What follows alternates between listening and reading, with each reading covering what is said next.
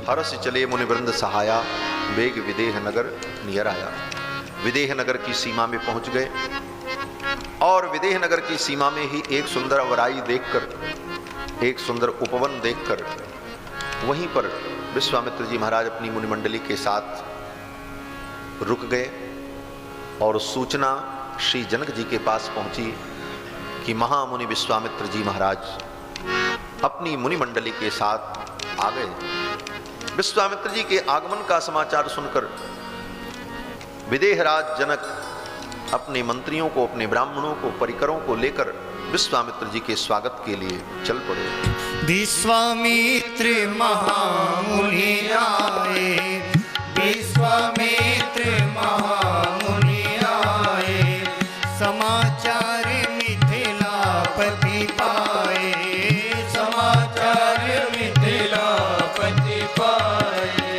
कीन प्रणाम चरण धरि माथा, कीन प्रणाम चरण धरि माथा, दीन असीस मुदित मुनिनाथा, दीन असीस मुदित मुनिनाथा।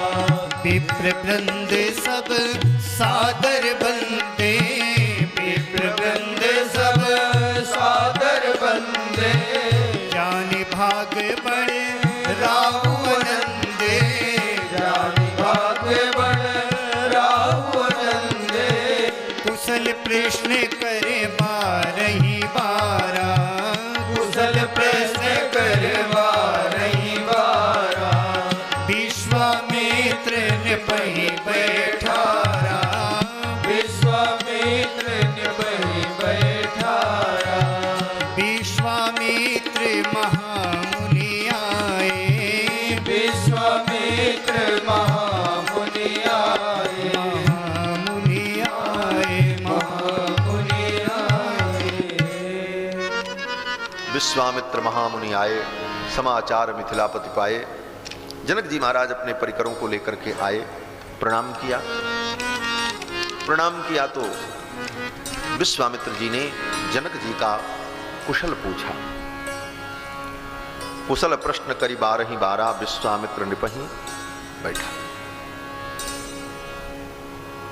विश्वामित्र जी ने जनक जी का कुशल समाचार पूछा।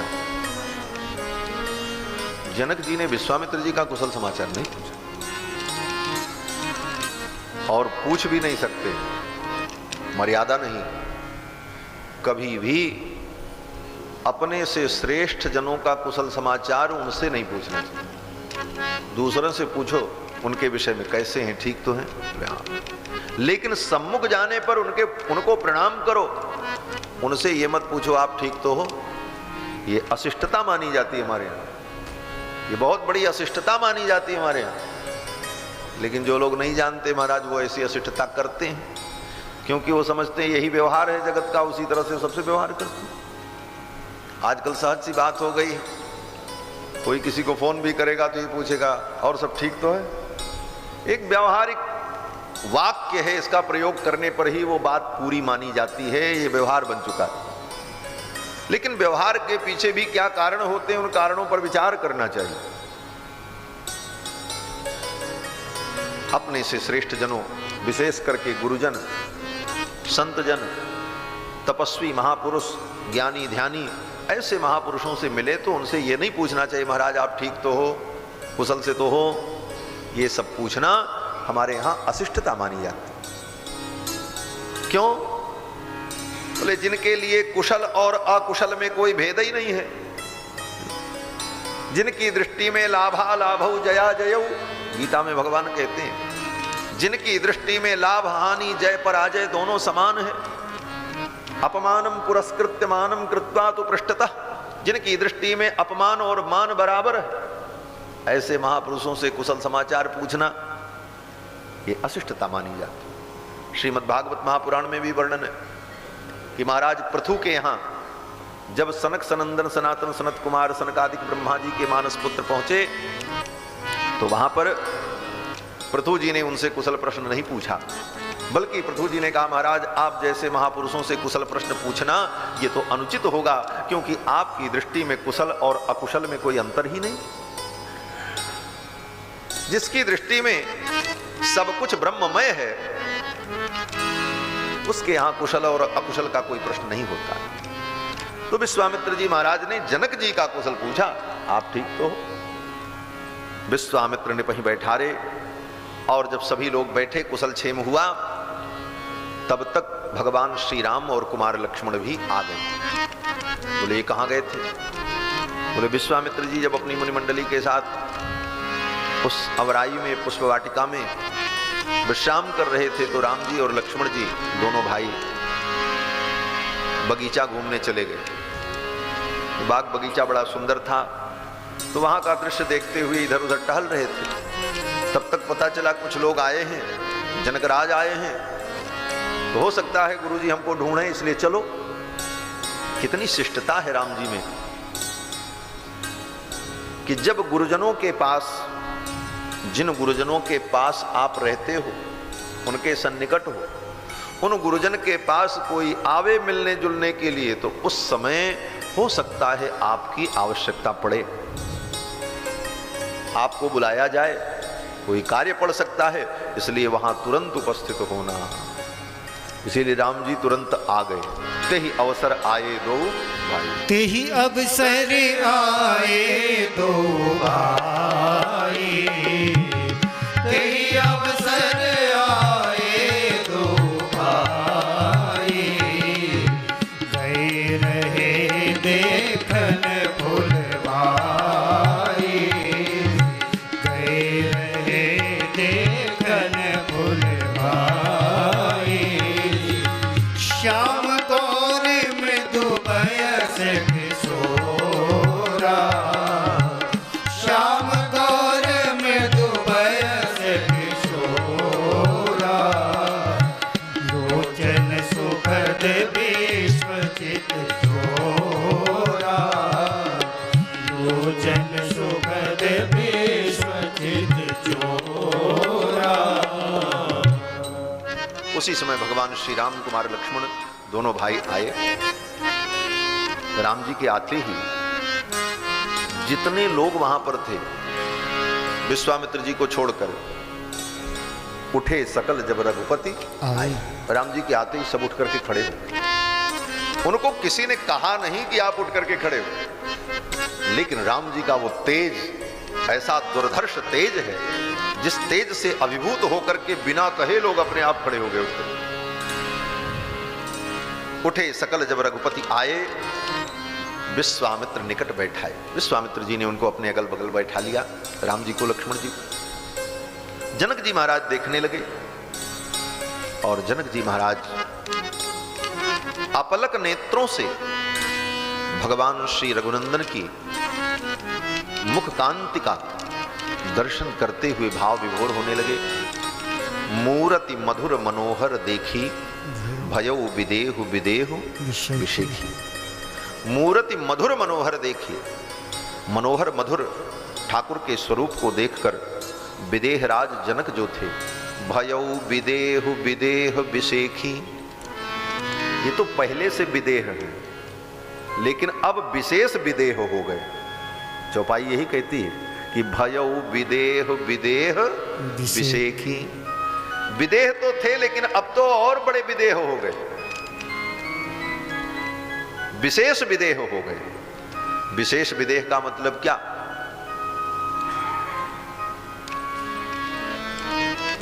बोले जीव और माया और ब्रह्म, ये तीन तत्व हैं। ब्रह्म जीव माया तीन ही नित्य तत्व हैं। इसको तत्वत्रय कहते हैं। तत्वेन यत् चिद चिदीश्वर तत्स्वभाव। चिद चिद ईश्वर। चिद माने जीव, अचिद माने माया, और ईश्वर माने ब्रह्म परमात्मा। चिद चिदीश्वर, ये तीन तत्व हैं, और ये तीनों नित्य तत्व हैं। और इन तीन तत्वों में जीव तत्व और माया तत्व, ये दोनों ब्रह्म तत्व का शरीर है। ये थोड़ी वेदांत की बातें हैं। इसको भी समझना चाहिए। भगवान की कथा तो गंगा है, लेकिन भगवान की कथा गंगा में जब सरस्वती मिले, सरसई ब्रह्म विचार प्रसार, ब्रह्म विचार तत्व का विचार यही सरस्वती है इस त्रिवेणी की। और बीच बीच में कर्म का निरूपण, धर्म का निरूपण, बोले कर्म कथा रविनंदनी वर्णी, कर्म कथा ही जमुना है, तभी न त्रिवेणी बनेगी, प्रयाग बनेगा, गंगा जमुना सरस्वती। तो बीच में ब्रह्म का विवेचन भी होना चाहिए। तो जीव और माया ये दोनों ब्रह्म के शरीर हैं, और शरीर जो होता है वो विशेषण होता है, विशेषण को ही विशेष कहते हैं। जीव को और माया को उपनिषद में परमात्मा का, ब्रह्म का शरीर कहा गया। हम आप जीवात्मा जो हैं वो भगवान के शरीर हैं, और ये माया प्रकृति भी भगवान का शरीर है। इसीलिए वाल्मीकि रामायण में उत्तरकांड में वो वर्णन है कि जब ब्रह्मा जी भगवान की स्तुति करने आए तो ब्रह्मा जी स्तुति करते हुए कहते हैं कि जगत सर्वम शरीरम ते स्थैर्यम ते वसुधातलम, जगत सर्वम शरीरम ते, हे प्रभु ये सारा जगत, वहां पर जगत का मतलब माया और जीव दोनों, जगत सर्वम शरीरम ते, ये सारा जगत आपका शरीर है, और जगत और जीव रूपी, माया और जीव रूपी शरीर में रहने वाले आप जो ब्रह्म हैं, आप शारीर हैं। ब्रह्म का एक नाम है शारीर, परमात्मा का एक नाम है शारीर, क्योंकि वो जीव और माया रूपी शरीर में रहता है। जीव माया उसके शरीर है, और उस शरीर में रहने के कारण उसका नाम शारीर है। और उस शारीर ब्रह्म की व्याख्या जिस वेदांत में होती है, उस वेदांत को शारीरक शास्त्र कहा जाता है, इसीलिए शारीरक मीमांसा कहते हैं। तो जीव और प्रकृति माया ये ब्रह्म का शरीर है और विशेषण है। ये सिद्धांत जो है इसी का नाम विशिष्टाद्वैत सिद्धांत, जो हम वैष्णवों का सिद्धांत। वैष्णव मत में ब्रह्म जीव माया तीन तत्व को स्वीकार किया जाता है, और तीनों तत्व नित्य हैं। और इसका अर्थ यही है कि जीव और माया इन दो तत्वों से ब्रह्म विशिष्ट है, इसलिए वो ब्रह्म विशिष्टाद्वैत है। यही विशिष्टाद्वैत सिद्धांत है। अब विदेहराज जनक जी महाराज भयउ विदेहु विदेहु विशेखी, अभी तक तो जनक जी विदेह थे, अब विदेह विशेखी, अब ये विशिष्ट विदेह हो गए। विशिष्ट विदेह होने का मतलब कि ब्रह्म परमात्मा को अपनी आत्मा के रूप में अनुभव करते हुए इस तत्व का अनुभव करने लगे कि भगवान हमारे शारीर हैं और मैं उनका शरीर हूं, मैं उनका देह हूं, वो मेरी आत्मा है। इस प्रकार विशिष्टाद्वैत सिद्धांत का यहां पर प्रतिपादन होता है। भयउ विदेह विदेह विशेखी, विशिष्टता से युक्त ब्रह्म का अनुभव करने लगे। अद्वैत वेदांत में ब्रह्म निर्विशेष होता है। अद्वैत वेदांत के विद्वान कहते हैं ब्रह्म निर्विशेष है, उसमें कोई विशेषता ही नहीं है, निर्विशेष ब्रह्म है। लेकिन हमारे वैष्णव सिद्धांत में ब्रह्म जो है वो सविशेष है, वो विशेषता से युक्त है। इसीलिए भयउ विदेह विदेह विशेखी, जनक जी महाराज उस विशेषता संपन्न, विशिष्टता संपन्न ब्रह्म का अनुभव करने लगे। प्रेम मगन मन जान नृप कर विवेक धरि धीर, बोले ओ मुनि पद नाय सिर गदगद गिरा कबीर। फिर मुनि विश्वामित्र के चरणों में प्रणाम करते हुए जनक जी महाराज पूछने लगे, गुरुदेव ये दोनों बालक कौन है? कहूं नाथ सुंदर दो बालक, मुनि कुल तिलक के नृपकुल बालक। ये मुनि के पुत्र हैं कि राजा के पुत्र? पहले तो ये बताओ। बोले ये संशय क्यों हुआ? बोले संशय इसलिए हुआ कि जनक जी सोचने लगे विश्वामित्र जी के साथ में आए हैं और इनके साथ इतने मुनि महात्मा हैं, तो इसी में से किसी के बेटा वोटा होंगे। मुनि महात्माओं के बेटा तो मुनि महात्मा ही होते, तो ऐसा तो नहीं कि ये किसी मुनि महात्मा के बेटा है। और फिर जनक जी ने विचार किया कि अगर मुनि महात्मा के बेटा होते तो ये भी जटाजूट बांधे होते, कंठी माला पहने होते। ये तो बढ़िया सुंदर सुंदर राजसी वस्त्र पहने हुए, इनके कंधे पर धनुष बाण है, धनुष बाण को धारण करने वाले तो क्षत्रिय होते। ये सोचकर संदेह हुआ, इसीलिए जनक जी ने कहा नृपकुल तिलक की मुनिकुल तिलक की नृपकुल पालक। और इतना कहते हुए जनक जी कहते हैं, हे मुनिवर, ब्रह्म जो निगम नेति कही गावा, उभय वेश धरि की सोई आवा। मुझे तो लगता है कि जिस ब्रह्म का निरूपण वेद करता है वह ब्रह्म परमात्मा ही दो रूपों में आ गया, उभय वेश धरि की सोई आवा। क्योंकि सहज विराग रूप मन मोरा, थकित होत जिमि चंद चकोरा। मेरा मन तो सहज वैराग्य रूप है। संसार की कोई वस्तु, कोई व्यक्ति आज तक मेरे मन को अपने तरफ आकृष्ट नहीं कर सकता। जनक जी कहते हैं, मैंने अपने मन को नियंत्रित कर लिया है, कहीं किसी वस्तु में मेरी आसक्ति नहीं है, लेकिन इनको देखने के बाद तो मैं हार चुका हूं। मेरा मन इनकी ओर खिंचा चला जा रहा है। थकित होत जिमि चंद चकोरा, ताते प्रभु पूछऊं सति भाऊ, कहो नाथ जन करिय दुराऊ। हे मुनिवर, आप सही सही बताओ, ये कौन है? ऐसा तो नहीं कि परब्रह्म परमात्मा ही दो रूपों में आ गए हैं। इन्हीं बिलोकत अति अनुरागा, बरबस ब्रह्म सुखई मन त्यागा। इतना जब जनक जी ने कहा, तब विश्वामित्र जी ने मुस्कुराते हुए कहा, कह मुनि बिहस कहो नृपनीका, बचन तुम्हार न हो ही अलीका। विश्वामित्र जी ने कहा, राजन, आप जो समझ रहे हो वही है, तुम्हारी वाणी अलीक नहीं हो सकती। तुमने जो सोचा है ठीक सोचा है, बचन तुम्हार न हो ही अलीका। इसका मतलब बोले विश्वामित्र जी कह रहे हैं कि हाँ हाँ ये ब्रह्म है, परमात्मा है, यही ना तात्पर्य हुआ। तब तक राम जी सावधान हो गए। राम जी ने सोचा ये तो गड़बड़ हो रहा है। क्या गड़बड़ हो रहा है? राम जी सोचने लगे विश्वामित्र जी सब पोल पट्टी खोल देंगे, ये बता देंगे कि हम ब्रह्म हैं, हम परमात्मा हैं। बोले बता देंगे तो बता दें, आप तो परमात्मा हो, इसमें आपत्ति क्या है? बोले आपत्ति है। बोले आपत्ति यह है कि राम जी बताना नहीं चाहते कि मैं ब्रह्म हूं। कोई जाने न कि ये ब्रह्म है, परमात्मा है। बोले कब तक? बोले जब तक रावण का वध न हो जाए तब तक।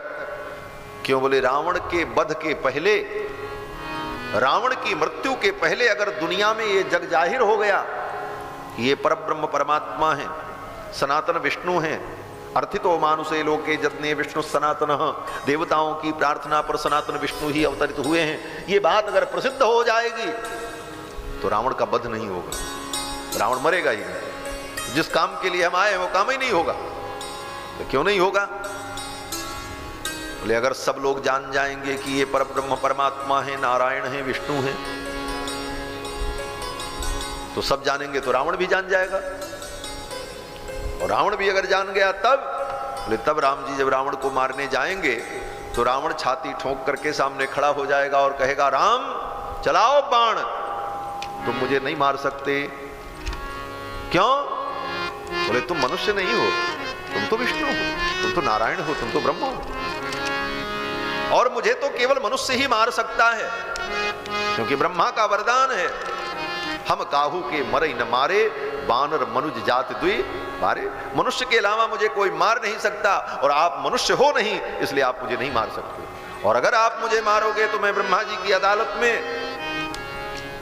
याचिका दायर कर दूंगा कि महाराज आपने कानून बनाया था, मुझे मनुष्य नहीं मार सकता, मनुष्य ही मार सकता है, और ये मनुष्य नहीं है, हमने पहचान लिया इनको। फिर भगवान रावण का वो नहीं मार सकता। इसलिए भगवान ने ये योजना बनाई कि कोई न जानने पावे कि मैं विष्णु हूं, परमात्मा हूं। इसलिए भगवान अपने आप को छिपाते हैं। कोई पूछता भी है आप कौन हो, तो राम जी कहते हैं कि हम तो दशरथ जी के बेटा हैं, बस इतने ही जानते हैं। कोसलेस दशरथ के जाए, हम पितु वचन मान बने आए। हम तो दशरथ जी के बेटा हैं और अपने पिता का वचन मान करके जंगल में आए। आत्मानं मानुषम मन्ये पुत्रम दशरथात्मजम। राम जी यही कहते हैं और ब्रह्मा जी से ये बात भगवान ने कही है। हाँ, क्योंकि ब्रह्मा जी का ही मैटर है, विषय उन्हीं का है। ब्रह्मा जी ने ही रावण को वरदान दिया है कि मनुष्य के अलावा कोई तुम्हें मार नहीं सकता।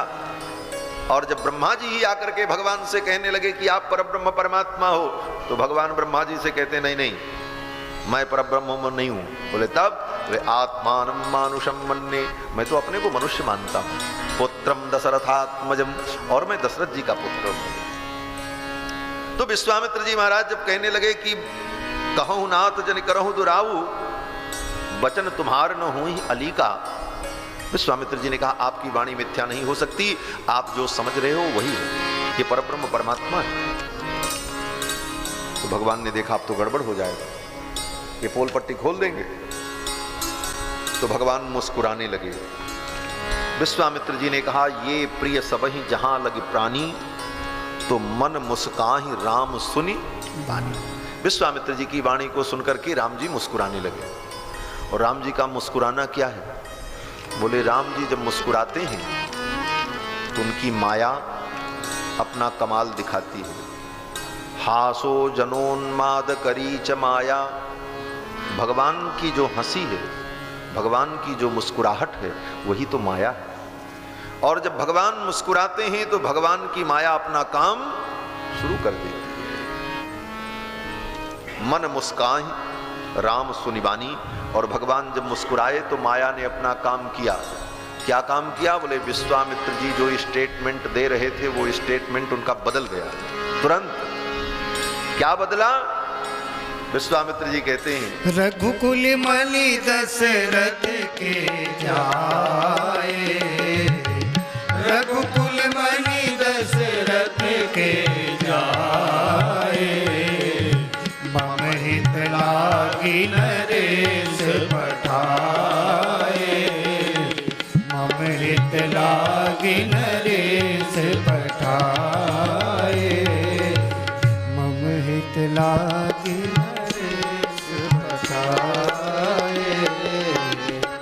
विश्वामित्र जी ने तुरंत बात बदल दी। विश्वामित्र जी ने कहा रघुकुल मणि दशरथ के जाए, ये अयोध्या के राजा दशरथ के बेटा हैं।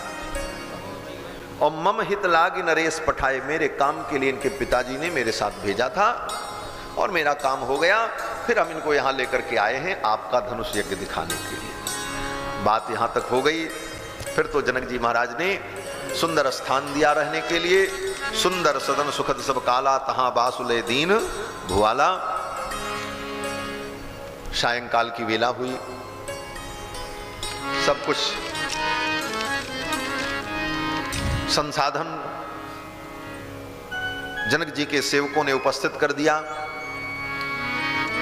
अब सायंकाल लक्ष्मण जी के मन में हुआ कि हम जनकपुर में आए हैं तो जरा देखें कि ये जनकपुर कैसा है। जनकपुर की शोभा को देखने के लिए लक्ष्मण जी के मन में कामना हुई। लखन हृदय लालसा विषेखी। राम जी के मन में लालसा नहीं होती, लक्ष्मण जी के मन में होती। लखन हृदय लालसा विषेखी, जाई जनकपुर आई देखी। राम जी के मन में लालसा क्यों नहीं हुई? बोले राम जी ब्रह्म हैं और लक्ष्मण जी बोले जीव हैं, और जीव और ब्रह्म में यही सूक्ष्म अंतर है। ब्रह्म ने ही सारे नगर का सृजन किया है, ये संपूर्ण सृष्टि ब्रह्म की ही, परमात्मा की।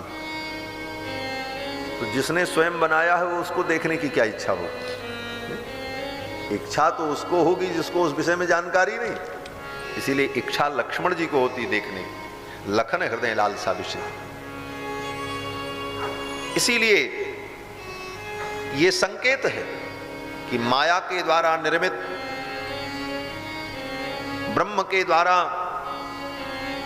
प्रकट किया गया ये अनंत अनंत ब्रह्मांड जो है, और इस अनंत अनंत ब्रह्मांड के अनंत अनंत लोक, उन लोकों में जाने की, देखने की इच्छा किसको होती? बोले जीव को होती है। और उसी इच्छा के परवश जीव संसार में आता है और सब देखता है, और देखते देखते उसी में भटक भी जाता है। हम लोग भी क्या इस संसार में क्यों आए? बोले संसार को देखने के लिए आए और इसी में भटक गए। उपनिषद में कहा है ना कि जीव और ब्रह्म ये दोनों मित्र हैं। द्वा सुपर्णा सयुजा सखाया समानम वृक्षम परिशस्वजाते तयोरन्यम पिप्पलस्वाद्वत्। जीव और ब्रह्म ये दोनों पक्षी हैं और दोनों एक ही पेड़ पर बैठे हैं। और वो पेड़ कैसा है? बोले पीपल का पेड़ है। और उस पीपल के पेड़ पर बैठा हुआ जो ब्रह्म है वो शांतिपूर्वक बैठा है, और जीव रूपी पक्षी जो बैठा है वो बोले वो उस पीपल के फल को खाने में लगा हुआ है, उस पीपल की डाली पर इधर उधर घूमने में लगा हुआ। वेद कहता है कि ब्रह्म और जीव दोनों प्रकृति के इस वृक्ष पर बैठे हैं, लेकिन ब्रह्म प्रकृति रूपी वृक्ष पर रहते हुए भी इसके रस का भोग नहीं करता, और जीव बोले जीव इसके रस को भोगने के चक्कर में पड़ता। परिणाम क्या होता है? बोले उसी में बंध जाता है। अन्यन अनशनन अभिचाकसीत। ब्रह्म जो है वो बिना कुछ किए ही आनंद का अनुभव करता है, और जीव उस वृक्ष के फल को खाने की चेष्टा करता है। उसी प्रकार से यह समझो कि भगवान श्री राम को जनकपुर देखने की इच्छा नहीं भई, लक्ष्मण जी को भई, क्योंकि लक्ष्मण जी जीव है, और जीव को देखने की इच्छा हो ये कोई बहुत बड़ी बात नहीं है, सहज है। लेकिन सावधानी क्या हो? बोले जीव के मन में संसार देखने की इच्छा हो तो अकेले संसार को न देखें। बोले तब? बोले भगवान को साथ में लेकर के संसार को देखो। भगवान के साथ संसार को देखोगे तो संसार को भी देख लोगे और संसार में तुम बंधोगे नहीं। और भगवान को छोड़कर केवल संसार देखने चले तो संसार तुम्हारे लिए बंधन का कारण बन जाए। यही संसार, वही घर, वही मकान, वही दुकान, वही कपड़ा, वही रोटी, वही मकान, साधु संत महात्मा ज्ञानी गृहस्थ सब भोगते हैं। ऐसा नहीं है कि जो ज्ञानी संत महात्मा है वो बिना खाए पिए रहते हैं, वो भी खाते हैं, वो भी कपड़ा पहनते हैं, वो भी सुख सुविधाओं का उपभोग करते हैं, और वही संसार के प्राणी भी करते हैं। लेकिन संसार के लोग उसके बंधन में रहते हैं, और महात्मा ज्ञानी बोले उसमें रहते हुए भी उससे मुक्त रहते हैं। कारण बोले वो भगवान के साथ हो। संसार तो देखते हैं लेकिन भगवान के साथ देखते हैं, अकेले संसार नहीं देखते। यही विशेषता है। लक्ष्मण जी के मन में जब इच्छा हुई तो भगवान जान गए, और भगवान ने गुरुदेव से कहा, गुरुदेव नाथ लखनपुर देखन चाहिए। लक्ष्मण नगर देखना चाहते हैं, अगर आपकी अनुमति मिल जाए तो मैं जाऊं और इनको नगर दिखा करके ले आऊं। नाथ लखनपुर देखन चाहिए, नाथ लखनपुर देखन चाहिए। प्रभु सकोच डर प्रगट न करी, प्रभु सकोच डर प्रगट न करी। जो राउर यशु में पावूं, जो राउर यशु में पावूं। नगर दिखाए तुरत ले आऊं, नगर दिखाए तुरत ले आऊं, नगर दिखाए तुरत।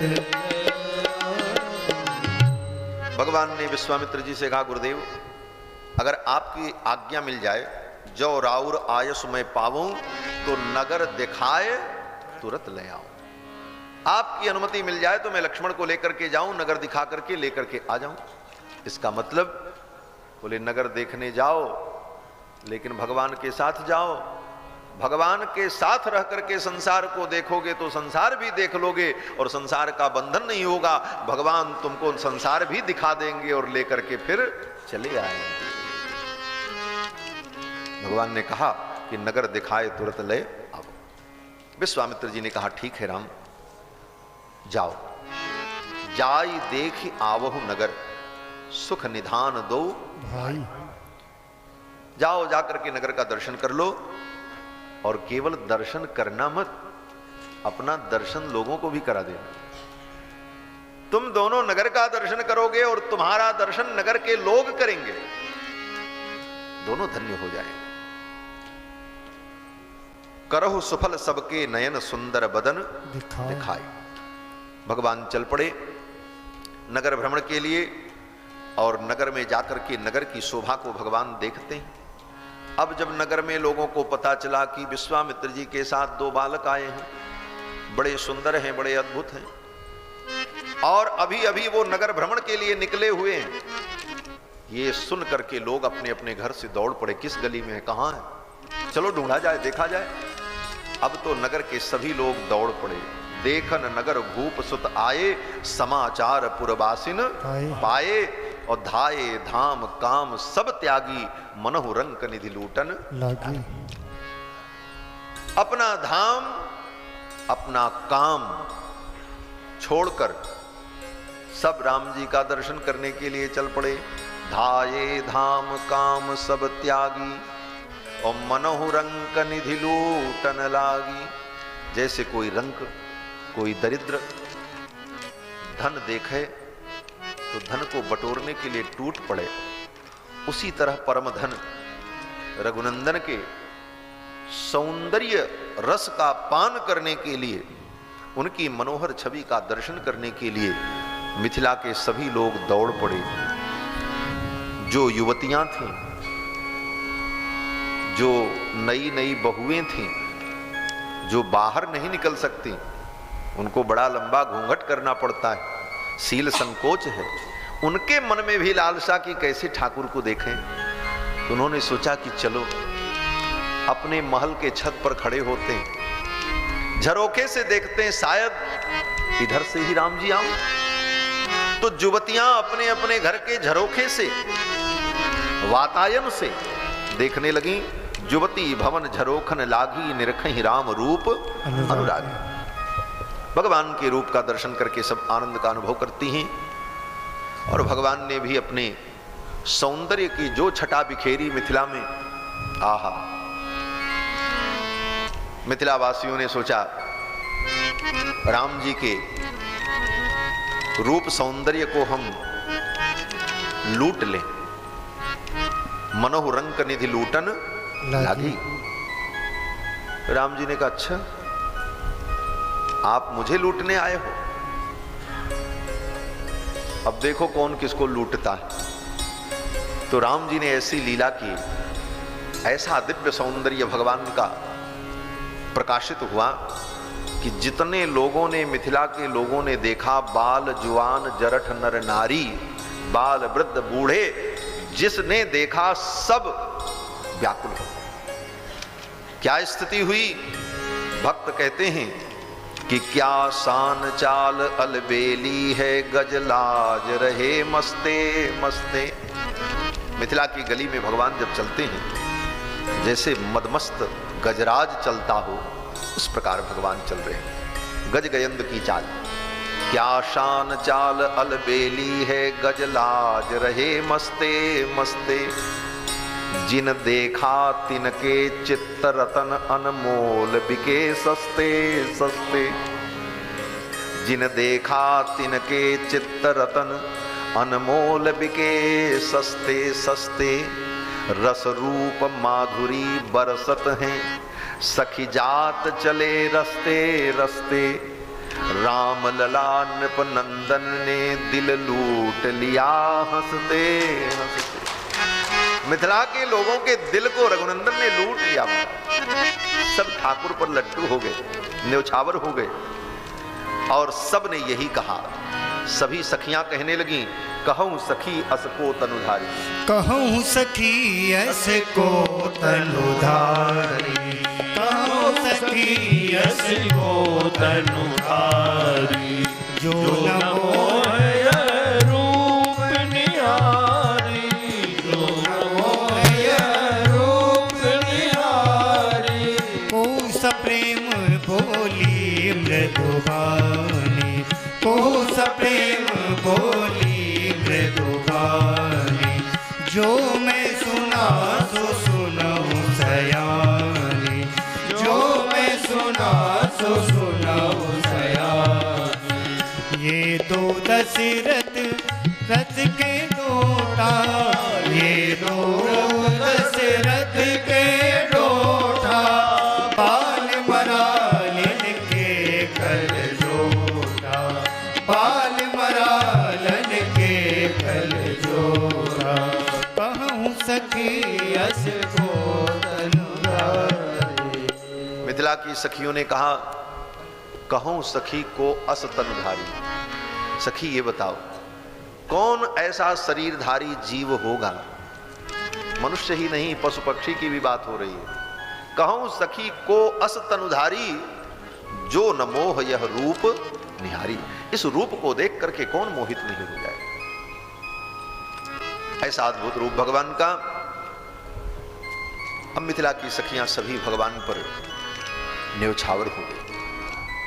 ये मिथिला की सखियों का प्रेम भगवान के प्रति जो है, ये बड़ा अद्भुत और पवित्र प्रेम। मिथिला की सखियों में और वृंदावन की गोपियों में, दोनों के प्रेम में जमीन आसमान का अंतर। गोपियों के प्रेम की बड़ी प्रशंसा है।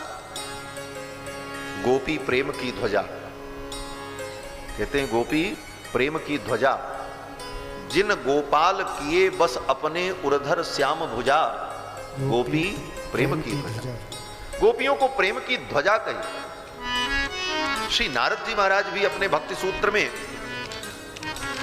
भक्ति की जब महिमा का वर्णन करते हैं तो नारद जी कहते हैं कि भक्ति कैसी हो, बोले गोपियों जैसी, यथा ब्रज गोपिका नाम, यही सूत्र है। लेकिन गोपियों के प्रेम की और मिथिलानियों के प्रेम की अगर चर्चा की जाए तो दोनों के प्रेम में बड़ा अंतर है। गोपियों का प्रेम अपने लिए, गोपियां भगवान को चाहती हैं और वो गोपियां चाहती हैं कि मेरे प्रियतम हो जाएं। इसलिए गोपियों ने भगवान को प्रियतम के रूप में प्राप्त करने के लिए अनुष्ठान तक किया। हेमंते प्रथमे मासी नंद ब्रज कुमारिका, चेरुर्हविष्यं भुञ्जाना कात्यायन्यर्चयन् व्रतम्। कात्यायनि महामाये महायोगिन्यधीश्वरी नंद गोपसुतम देवी पतिम में कुरुते नमः। भगवान को पति के रूप में चाहती हैं। लेकिन मिथिला की गोपियां जो हैं, मिथिला की जो सखियां हैं, ये भगवान को चाहती तो हैं लेकिन पति रूप में नहीं चाहती। ये चाहती हैं कि मेरी किशोरी जी के ये पति बन जाए। कितना विशुद्ध प्रेम है। हम इनका केवल दर्शन चाहें, इनका दर्शन ही हमारे लिए पर्याप्त है। इनको हम देख लें, हमें तृप्ति हो जाए, ये मेरे किशोरी जी के पति बने। और सखियां यही कहती हैं कि जो विधि बस अस बने संजोगु, तो कृतकृत्य हो ही सब लोगु। अगर ऐसा संजोग बन जाए, इनका विवाह मेरी जानकी जी के साथ हो जाए तो कितना अच्छा होगा। तो क्या होगा, बोले तब इनका दर्शन फिर हम कर पाएंगे। क्यों, बोले इनका मिथिला से संबंध होगा तभी ये मिथिला में आएंगे।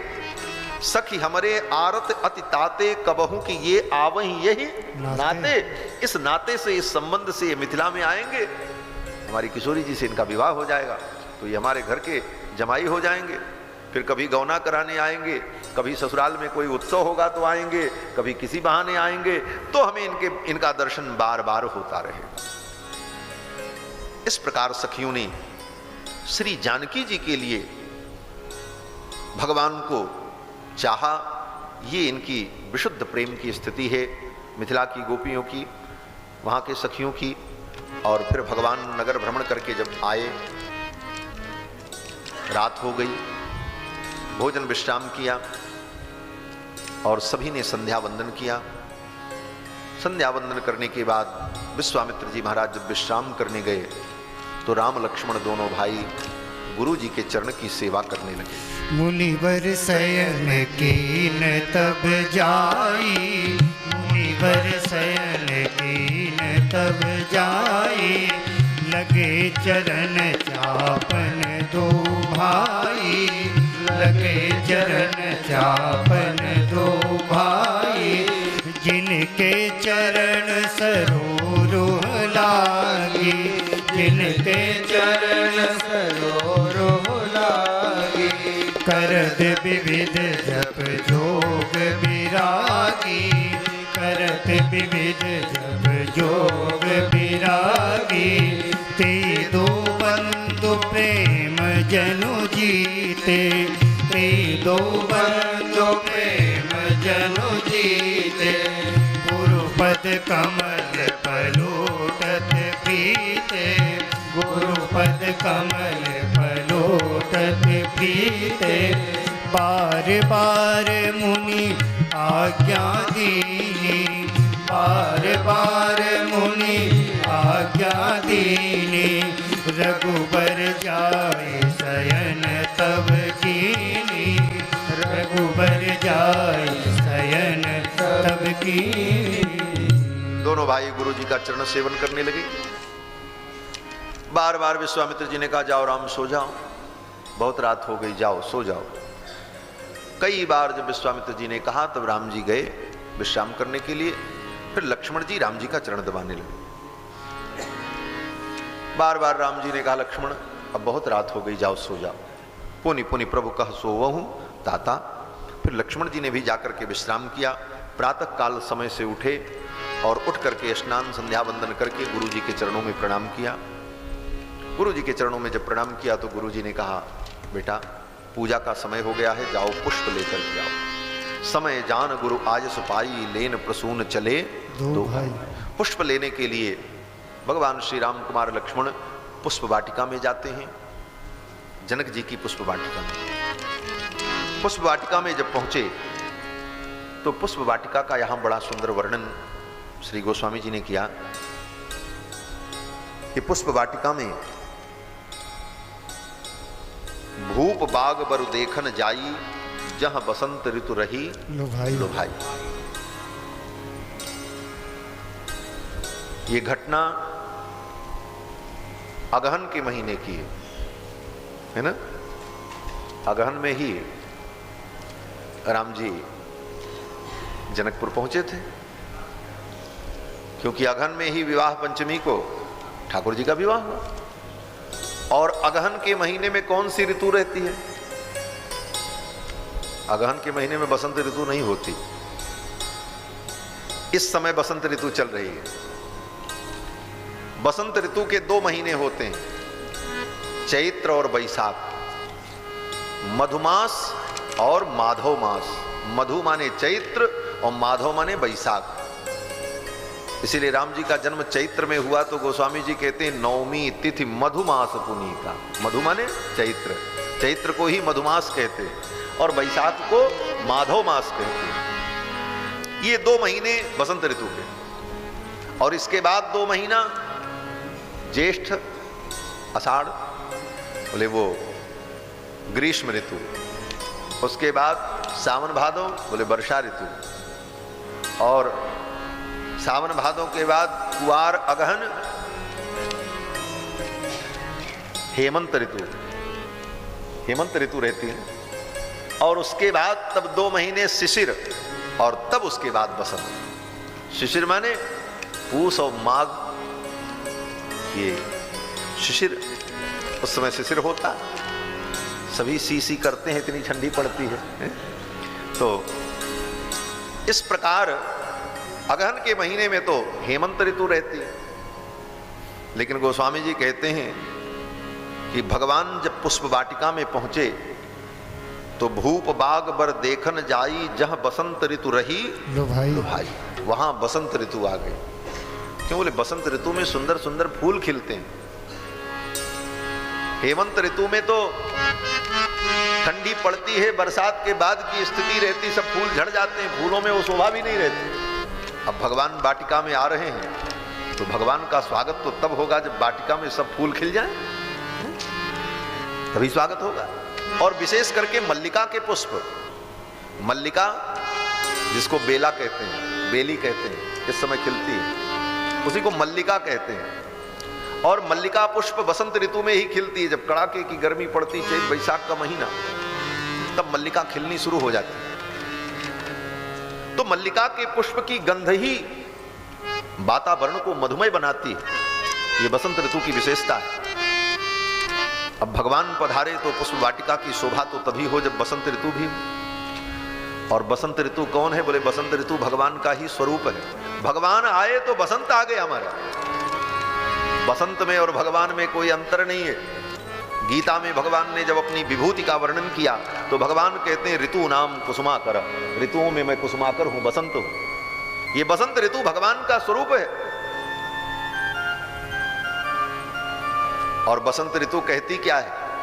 बोले ऋतु बसंत बस अंत राम सो, ऋतु बसंत बस अंत राम सो। बसंत ऋतु कहती है बस अंत, राम ही अंतिम तत्व है, इनके बाद फिर कोई तत्व नहीं है। रामान नास्ति परायणम परतरम रामस्य दासोस्म्य हम, परम तत्व तो राम है।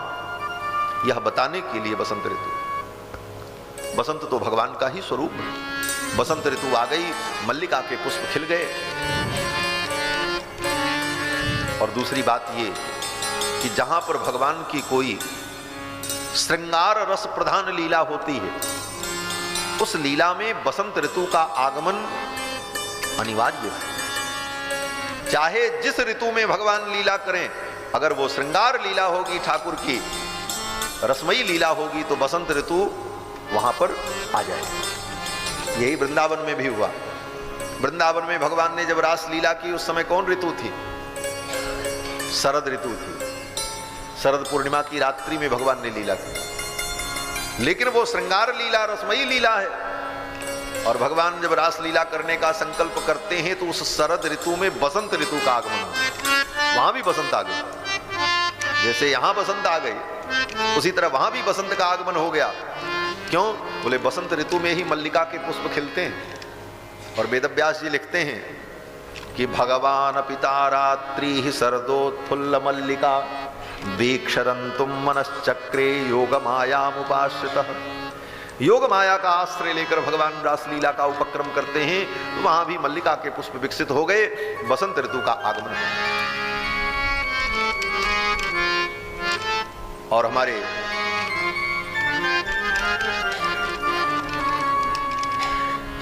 परम कवि, परम विद्वान, परम भागवत श्री जयदेव कवि ने तो अपने गीत गोविंद में, यहाँ जगन्नाथपुरी के भक्त लोग बैठे हुए हैं जगदीश के, तो मालूम होगा, गीत गोविंदम काव्य में भगवान की रासलीला का जब वर्णन किया जयदेव कवि ने, तो पहले यही वर्णन करते हैं बसंते वासंती। भगवान की लीला होती है तो वहां बसंत ऋतु का आगमन हो जाता है। तो यहां भी बसंत का आगमन हो गया। जहां बसंत ऋतु रही लो भाई, और बसंत के आने का परिणाम बोले लागे बिटप मनोहर नाना बरन बनन बर बेली बिताना। बेली मल्लिका सब खिल गई। नव पल्लव फल सुमन सुहाए निज संपत्ति सुर रूख लजाए।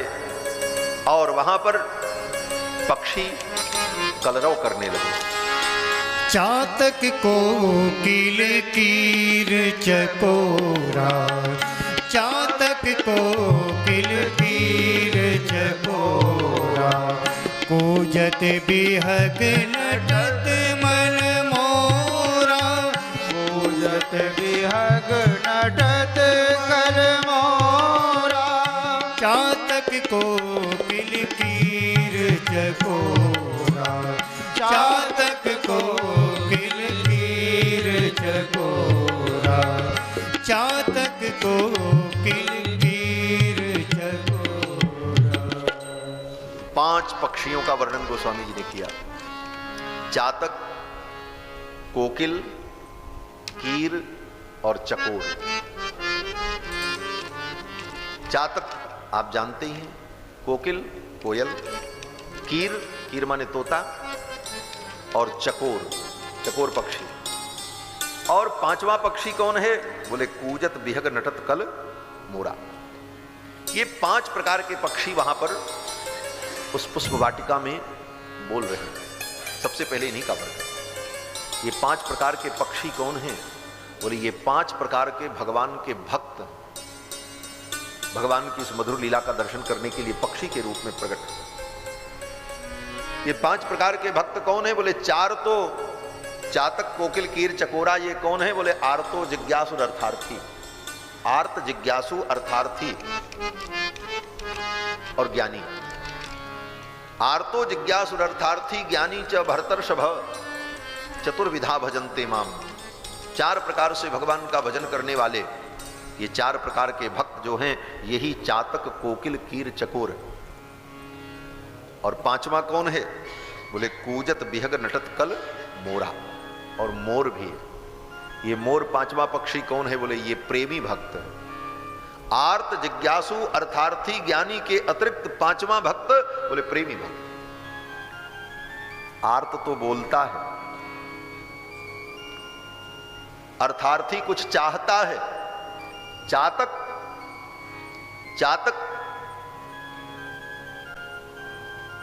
बादल के जल को चाहता है, स्वाति के जल को चाहता है, उसका अर्थ है स्वार्थ। कोकिल बोले कोयल बोलती है, कोहकती है, तोता भी बोलता है, चकोर भी बोलता है, लेकिन मोर बोले मोर तो अपने घन को, घनश्याम को देख करके केवल नाचता ही नाचता। बाकी जितने भक्त हैं उनका अपना कुछ न कुछ मंतव्य है, उनका कुछ न कुछ स्वार्थ है। लेकिन प्रेमी बोले प्रेमी के अंदर में कोई स्वार्थ ही नहीं होता। वो तो अपने प्रियतम को देख करके उसका मन नृत्य करने लगता है। इसलिए ये मोर जो हैं ये कौन है? बोले प्रेमी भक्त हैं। भगवान जब पहुंचे तो मोर नाचने लगे। कूजत बिहग नटत कल मोरा। और भगवान जब पहुंचे उसी समय श्री जानकी जी गिरजा पूजन करने के लिए अपनी सखियों के साथ उसी वाटिका में आती हैं, क्योंकि उसी वाटिका में गिरजा मंदिर था, पार्वती जी का मंदिर था। तेहि अवसर सीता तह आई, गिरजा पूजन जननी पठाई। संग सखी सब सुभग सयानी, गावहि गीत मनोहर बानी। सखियां सुंदर गीत गा रही थीं। किशोरी जी अपनी सखियों के साथ जब आई, मंदिर के समीप में जो सरोवर था वहीं स्नान किया, प्रोक्षण किया और फिर मंदिर में पूजन करने गईं। और उसी समय एक सखी किशोरी जी की, वो बड़ी चंचला सखी थी, उसने सोचा कि चलो एक चक्कर लगा करके आवे पूरे बगीचा का, देखें यहां क्या क्या है। तो किशोरी जी तो गिरजा पूजन करने चली गई, तब तक वो सखी चली गई चक्कर लगाने। किसका चक्कर? बोले बगीचे का चक्कर। और बगीचे का चक्कर लगाने में वो चक्कर में पड़ गई। कि बोले क्या चक्कर में पड़ गई? बोले तब तक राम जी उधर से मिल गए और राम जी को देखा, ठाकुर जी को स्वरूप को देखा तो महाराज वो चक्कर में पड़ गई। उसको तो चक्कर आ गया महाराज। वहीं नाच गई और नाचती हुई दौड़ती हुई आई और हाँपती डांपती आकर के किशोरी जी के सामने खड़ी हो गई। एक सखी से संग बिहाई, गई रही देखन फुलवाई। ते दो बंद बिलो के जाई, प्रेम विवश सीता पही आई। जानकी जी के पास आ गई। उसकी दशा को देखकर किशोरी जी ने कहा, अरे तू बावरी हो गई है क्या? तुझे क्या हो गया? तू इतनी हाँप रही है, इतनी उतावली है, तेरी आंखें इतनी चंचल है, क्या कारण है? तो सखी ने कहा, किशोरी जी, विश्वामित्र जी के साथ में जो 2 बालक आए, जो कल नगर भ्रमण करने के लिए आए थे, वो दोनों यहां भी आए, हमने उनको देखा है। किशोरी जी ने पूछा कैसे हैं? सखी ने कहा कैसे बताऊं? कैसे? बोले बताओ, जैसे हो, जैसा तुमने देखा वैसा बताओ। तो सखी ने कहा बड़ी समस्या है। बोले क्या समस्या? बोले जिसने देखा है वो बोल नहीं सकता और जो बोल सकता है उसने देखा ही नहीं। ऐसा कैसे? सखी ने कहा आंखों ने देखा है लेकिन आंख को बोलना नहीं आता, और मुंह को बोलना आता है लेकिन मुंह को देखना नहीं आता। तो हम बतावें तो कैसे बतावें। श्याम गौर किम कहूं बखानी, गिरा अनयन नयन बिनु बाली। मैं कैसे वर्णन करूं। फिर भी सखी ने कहा कुछ तो बताओ। किशोरी जी ने जब कहा तो सखी वर्णन करने लगी। कुमार मैंने देखे सुंदर सखी दो कुमार, कुमार मैंने देखे सुंदर सखी दो कुमार, कुमार मैंने देखे सुंदर सखी दो कुमार, कुमार मैंने देखे सुंदर सखी दो कुमार। हाथों में फूलों का दोना बिसो है, हाथों में फूलों का दोना बिसो है, हाथों में फूलों का दोना बिसो है, हाथों में फूलों का दोना बिसो है। सुंदर गले सोहे हार, कुमार मैंने देखे सुंदर गले सोहे हार, कुमार मैंने देखे सुंदर सखी दो कुमार, कुमार मैंने देखे सुंदर सखी दो कुमार, कुमार मैंने देखे सुंदर सखी दो कुमार। सुंदर सलोने बाके रसीले, सुंदर सलोने बाके रसीले, सुंदर सलोने बाके रसीले, सुंदर सलोने बाके रसीले। मोह लिए नर और नार, कुमार मैंने देखे सुंदर सखी दो कुमार, कुमार मैंने देखे सुंदर सखी दो कुमार, कुमार मैंने देखे सुंदर सखी दो कुमार। मुनियों का यज्ञ इन्होंने रचाया, मुनियों का यज्ञ इन्होंने रचाया, मुनियों का यज्ञ इन्होंने रचाया, मुनियों का यज्ञ इन्होंने रचाया। तीनों की सुनते पुकार, कुमार मैंने देखे तीनों की सुनते पुकार, कुमार मैंने देखे सुंदर सखी दो कुमार, कुमार मैंने देखे सुंदर सखी दो कुमार, कुमार मैंने देखे सुंदर सखी दो कुमार। भक्तों के जीवन संतों के तारे, भक्तों के जीवन संतों के प्यारे, भक्तों के जीवन संतों के प्यारे, भक्तों के जीवन संतों के प्यारे। सब इनसे करते हैं प्यार, कुमार मैंने देखे सब इनसे करते हैं प्यार, कुमार मैंने देखे सुंदर सखी दो कुमार, कुमार मैंने देखे सुंदर सखी दो कुमार, कुमार मैंने देखे सुंदर सखी दो कुमार, कुमार मैंने देखे सुंदर सखी दो कुमार, कुमार मैंने देखे सुंदर सखी दो कुमार। सखी ने कहा उन दोनों कुमारों का मैंने दर्शन किया। किशोरी जी ने कहा कि दर्शन करने के बाद तुमने क्या अनुभव किया। तो सखी ने कहा किशोरी जी, उनकी छवि का दर्शन करने के बाद तो मेरी सुध बुध खो गई। हमने अपनी लाज शर्म को भी सब फेंक दिया। हाँ, सखी ने कहा कि लड़ाई आई री मैंने राघोजू से नैना, लड़ाई आई री मैं तो राघोजू से नैना, लोक लाज कुल की मर्यादा, कमला में धोए बहाए आई री मैं तो राघोजू से नैना लड़ाए आई। सखी ने कहा हमने तो अपनी लाज शर्म को कमला में धो करके फेंक दिया, अब क्या चिंता है।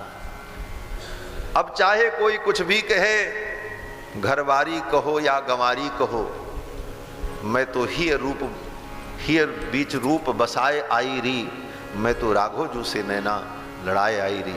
सखी ने अपने मनोभाव का जब वर्णन किया किशोरी जी को बड़ा अच्छा लगा। फिर तो सखियां किशोरी जी को लेकर के जाती हैं और दूर से भगवान का दर्शन कराती हैं। भगवान के मुखमंडल का दर्शन करके किशोरी जी के नेत्र चकोर बन गए। सिय मुख शशि भय नयन चकोरा। और भगवान ने जब जानकी जी को देखा तो भगवान ने लक्ष्मण जी से कहा, तात जनक तनया यह सोई, धनुष यज्ञ जहि कारण हुई। और श्री जी के मुख को देखकर भगवान के नेत्र भी चकोर हो गए। स्थिति क्या है? बोले स्थिति ये है कि दोनों चकोर हैं और दोनों चंदा। परस्पर दो चकोर दो चंदा, परस्पर दो चकोर दो चंदा। किशोरी जी का मुख चंद्र है तो भगवान के नेत्र चकोर हैं, और भगवान का मुख कमल चंद्र है तो किशोरी जी के नेत्र चकोर बन गए। इस प्रकार परम आनंद हुआ। फिर तो किशोरी जी आती हैं और गिरजा मंदिर में पुनः आकर गिरजा को प्रणाम करती हैं। और जब प्रणाम करती हैं उसी समय भगवती पार्वती ने आशीर्वाद दिया। गिरजा की मूर्ति बोल पड़ी, पार्वती जी ने ही आशीर्वाद दिया। मन जाहि राज मिलहि सोबर, सहज सुंदर सावरो। मन जाहि राज मिलहि सोबर, सहज सुंदर सावरो। करुणा निधान सुजान सीर, स्नेह जानत रावरो।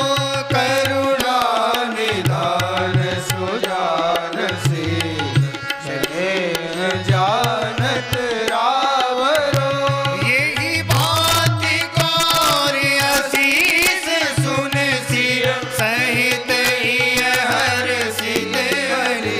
यही बात गौर असीस सुन सिर, सहित ही हर सिद हरि।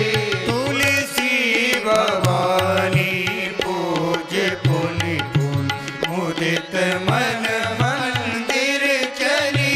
तुलसी भवानी पूज पुनि पुनि, मुदित मन मंदिर चली। मंदिर चली, मंदिर चली।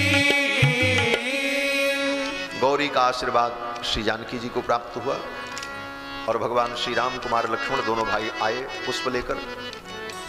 विश्वामित्र जी को जब दिया, विश्वामित्र जी ने पूजन किया और विश्वामित्र जी ने भी भगवान को आशीर्वाद दिया। सुफल मनोरथ हो तुम्हारे, राम लखन सुनि भये सुखाए। पूजा संपन्न होने के बाद विश्वामित्र जी अपनी मुनिमंडली के साथ रघुनंदन श्री राम को, कुमार लक्ष्मण को लेकर के जनक जी के दरबार में आते हैं, जहां पर धनुष यज्ञ का आयोजन था। बड़े बड़े राजा आमंत्रित थे। सब मंचन ते मंच एक सुंदर विशद विशाल। सब मंचों से विलक्षण एक सुंदर मंच बना था। उस मंच पर विश्वामित्र जी को बैठने का स्थान मिला। मुनि समेत दो बंधु तह बैठारे महिपाल। और धनुष यज्ञ का कार्य, स्वयंवर का वो कार्य प्रारंभ होता है। श्री जनक जी महाराज के मंत्री ने उठ करके घोषणा की, बोले बंदी बचन बर सुनो सकल महिपाल, पन विदेह कर कहीं हम बुझा उठाए। बंदी जनों ने कहा कि हमारे महाराज ने जो प्रतिज्ञा की है उसे हम कहते हैं। क्या प्रतिज्ञा? बोले आज इस सभा में ये माहेश्वर धनुष जो रखा हुआ है, इस धनुष को जो वीर उठाएगा और इसे तोड़ेगा, राज समाज आज जोई तोरा, तो त्रिभुवन जय समेत वैदेही।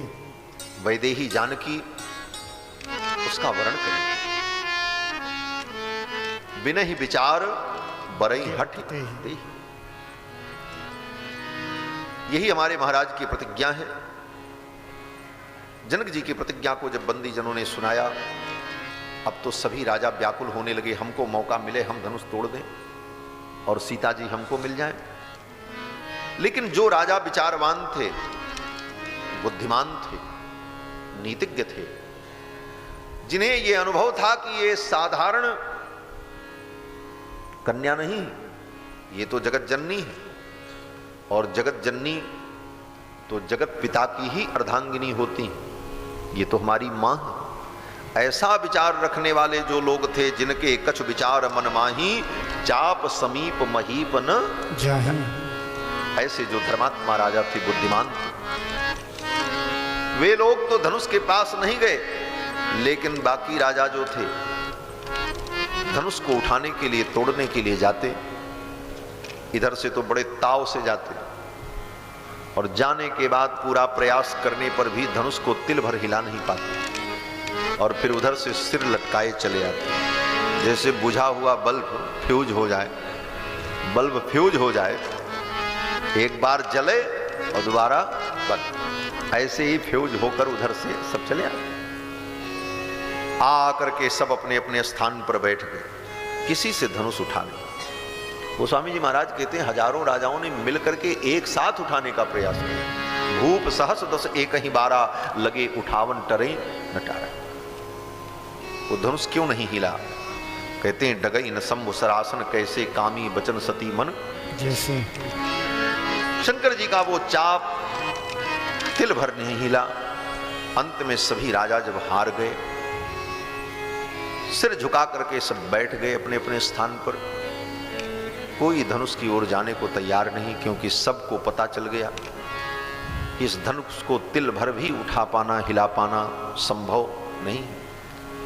सभी हार करके जब बैठ गए तो जनक जी ने देखा, अब फिर तो जनक जी ने कहा कि अगर मुझे पता होता कि ये पृथ्वी वीरों से खाली हो गई तो मैं ऐसी प्रतिज्ञा ही न करता। वीर विहीन मही में जाने, मैं जान गया कि ये पृथ्वी वीरों से खाली हो गई। अब जाओ आप लोग अपने अपने घर। जनक जी ने कहा, जाओ अपने अपने घर। तजहु आस निज निज गृह जाहु, लिखा न विधि वैदेही विवाह। मेरी बेटी का विवाह विधाता ने नहीं लिखा।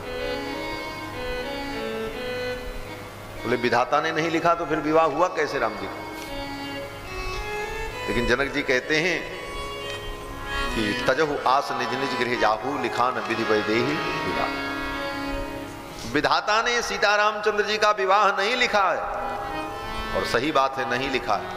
क्यों? बोले, विवाह तो उसका लिखा जाता है जिसका विवाह होता है। श्री सीताराम जी तो नित्य दिव्य दंपति हैं, सनातन पति पत्नी हैं, यहां तो लीला हो रही है। विधाता इनका विवाह क्या लिखेंगे? विधाता के कलम में इतनी ताकत कहां है कि वो भगवान के विवाह का लेकर?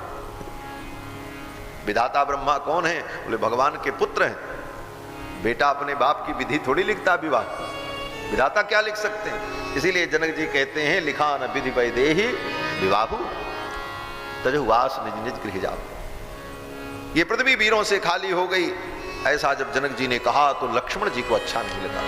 लक्ष्मण जी बैठे थे, लक्ष्मण जी को लगा कि मेरे प्रभु श्री रघुनंदन के रहते हुए जनक जी ने ऐसा वचन कह दिया कि पृथ्वी वीरों से खाली। अब जनक जी को रोष आ गया, जनक जी उठ करके खड़े हो गए। ओ लक्ष्मण जी महाराज उठ करके खड़े हो गए, और लक्ष्मण जी ने कहा, कही जनक जस अनुचित बानी, विद्यमान रघुकुल मन जानी। ऐसी अनुचित बात जनक जी ने कही जिस सभा में रघुवंश मणि मेरे आराध्य विराजमान। ये धनुष क्या है? प्रभु की आज्ञा हो जाए तो ये धनुष जिस पृथ्वी पर है, ये पृथ्वी जिस ब्रह्मांड में है, इस ब्रह्मांड को ही मैं उठा लूं। कंदुक एवं ब्रह्मांड उठाऊं, कच्चे घड़े के समान तोड़ डालूं। ये धनुष क्या है? इसको तोड़ करके मड़ोड़ करके फेंक दूं। इस प्रकार लक्ष्मण जी महाराज जब रोष में बोलने लगे तो भगवान ने इशारा किया, लक्ष्मण जी बैठ गए। ये लक्ष्मण जी इतना क्रोध क्यों कर रहे हैं? बोले, ये लक्ष्मण जी अरुणोदय हैं, और जब अरुणोदय होता है उसके बाद ही सूर्योदय होता है। सूर्योदय तो राम जी के द्वारा होगा, लेकिन लक्ष्मण जी के द्वारा अरुणोदय हो गया, और अरुणोदय जब होता है तो पूरा आकाश लाल लाल होगा। प्रातः काल सूर्य भगवान के प्रकट होने के पहले पूरा आकाश लाल लाल दिखता, पूर्व की दिशा। क्यों? बोले अरुणोदय होता है। तो लक्ष्मण जी महाराज लाल लाल हो गए, क्रोध में अरुणोदय हो गया। अब सूर्योदय होना है। अब लक्ष्मण जी के बाद ठाकुर जी का प्रकाश सबको आलोकित करेगा। लक्ष्मण जी को इशारा किया राम जी ने, लक्ष्मण जी बैठ गए, और ऐसा अवसर देख करके विश्वामित्र जी ने कहा, राम उठो, राम भंजो भवचापा, हे रघुनंदन उठो और इस धनुष को भंग करो। क्यों?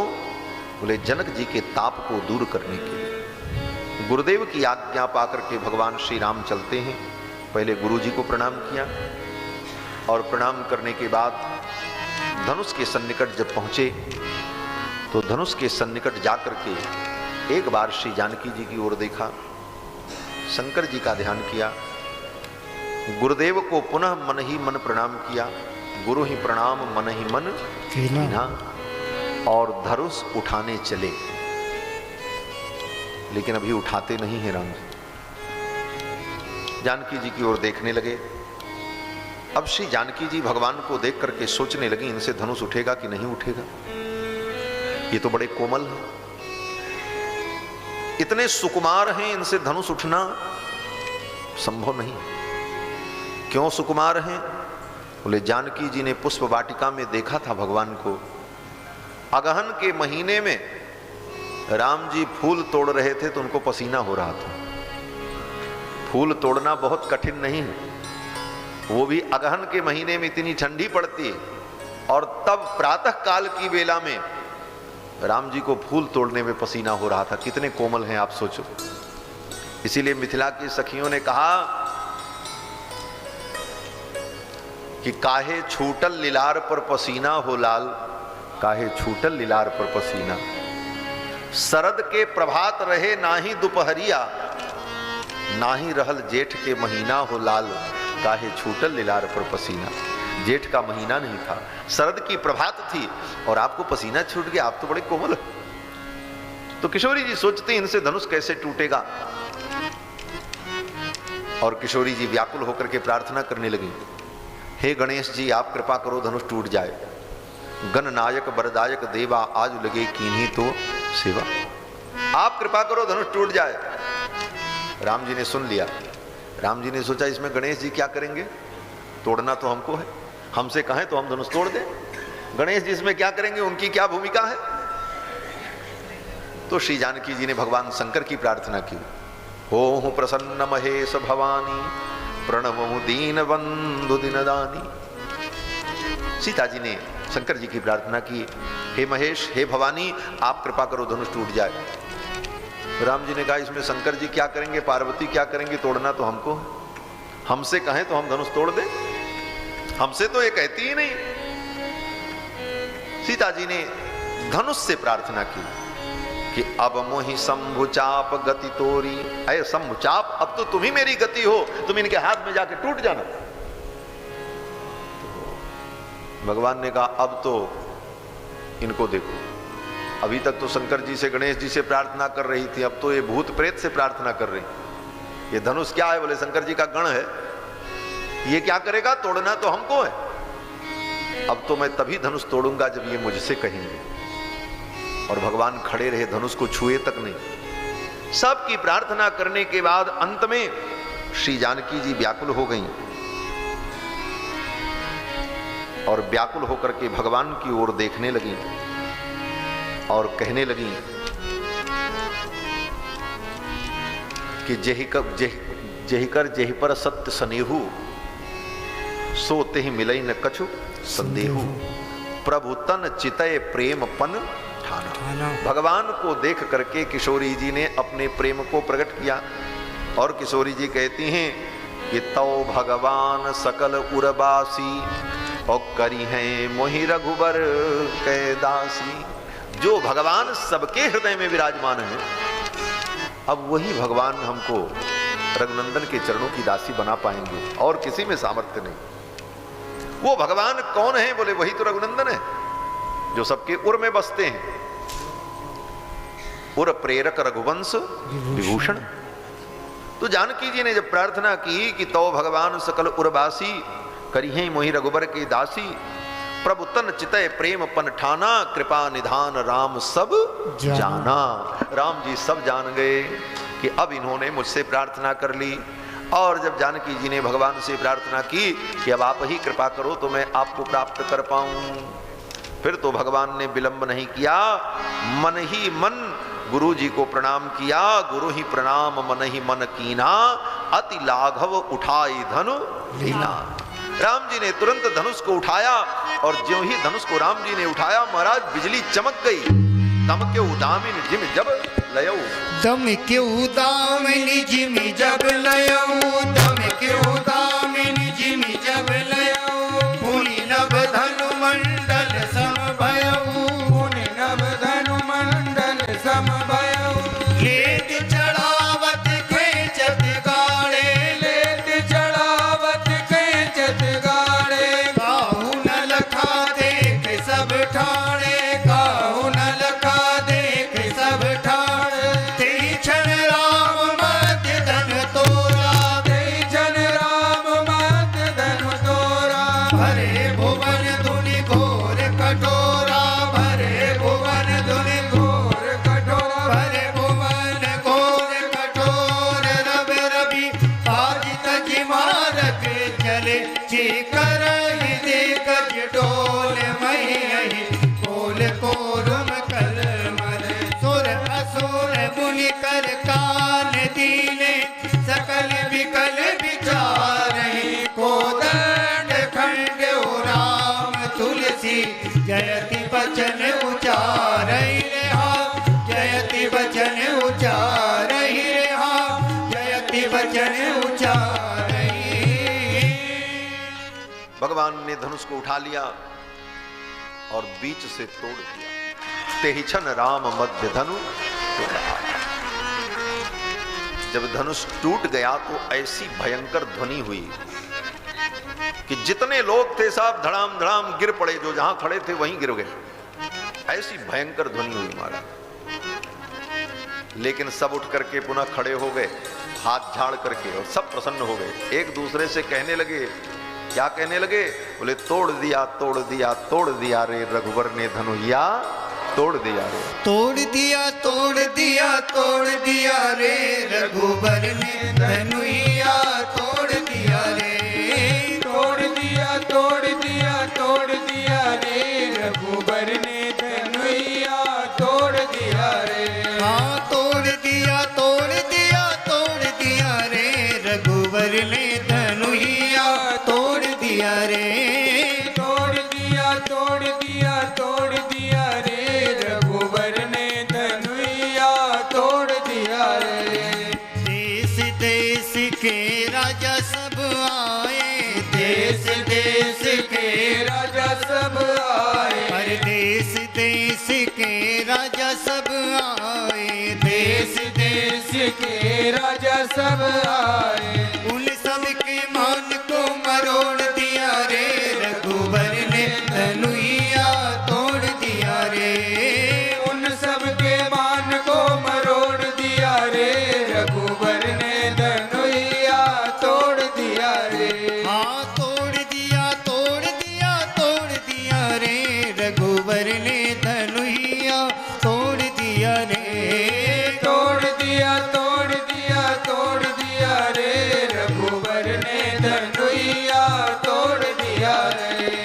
एक से एक अभिमानी राजा, एक से एक अभिमानी राजा, एक से एक अभिमानी राजा, एक से एक अभिमानी राजा। उल्हू की मूछ को मरोड़ दिया रे रघुबर ने धनुया तोड़ दिया रे।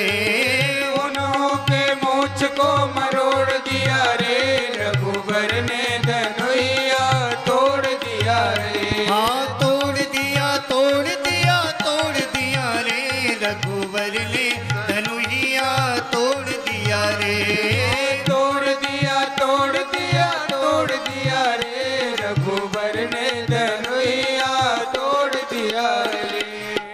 राजा जनक की प्रतिज्ञा निभाई, राजा जनक की प्रतिज्ञा निभाई, प्रतिज्ञा निभाई, प्रतिज्ञा निभाई, प्रतिज्ञा निभाई, प्रतिज्ञा निभाई, राजा जनक की प्रतिज्ञा निभाई, राजा जनक की प्रतिज्ञा निभाई। सिया जू से नाता जोड़ दिया रे, रघुबर ने धनुइया तोड़ दिया रे, हाँ सिया जू से नाता जोड़ दिया रे, रघुबर ने धनुइया तोड़ दिया रे, हाँ तोड़ दिया तोड़ दिया तोड़ दिया रे, रघुबर ने धनुइया तोड़ दिया रे, तोड़ दिया तोड़ दिया तोड़ दिया रे, रघुबर ने धनुइया तोड़ दिया रे, ओ तोड़ दिया तोड़ दिया तोड़ दिया रे, रघुबर ने धनुइया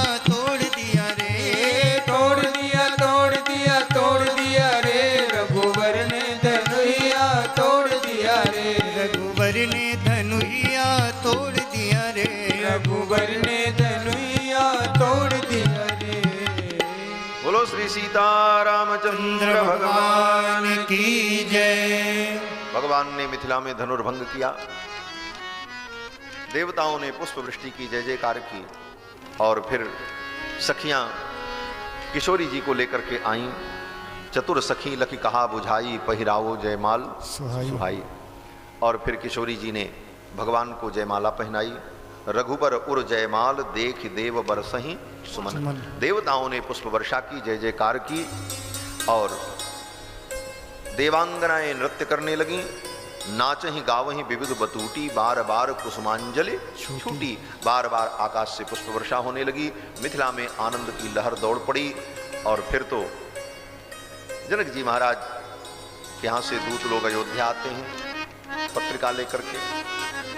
आगे बहुत प्रसंग है, परशुराम जी का आगमन, फिर दूतों का अयोध्या आना, और अयोध्या से बारात सजा करके राम जी वो दशरथ जी का जनकपुर जाना, और राम जी का विवाह। तो ये सब प्रसंग हम लोग कल के सत्र में श्रवण करेंगे। आज के सत्र का यहीं पर विराम करते हैं। आइए भगवान नाम संकीर्तन कर लें, फिर रामायण जी की और श्री रघुनाथ जी की आरती। बोलो श्री सीतारामचंद्र भगवान की जय। जय जय सीताराम। सीता